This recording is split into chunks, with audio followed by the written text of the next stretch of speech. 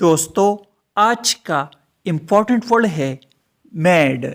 Mad का क्या मतलब है, आइए सीखते हैं।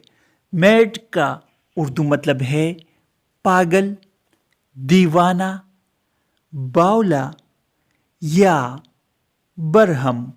आइए इस वर्ड को सेंटेंसेस में इस्तेमाल करते हैं। He went completely mad। इसका मतलब है वो बिल्कुल पागल हो गया। She is totally mad। इसका मतलब है वो बिल्कुल पागल है।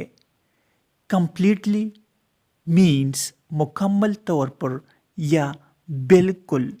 मज़ीद वीडियोस देखने के लिए हमारे इस चैनल को ज़रूर सब्सक्राइब करें।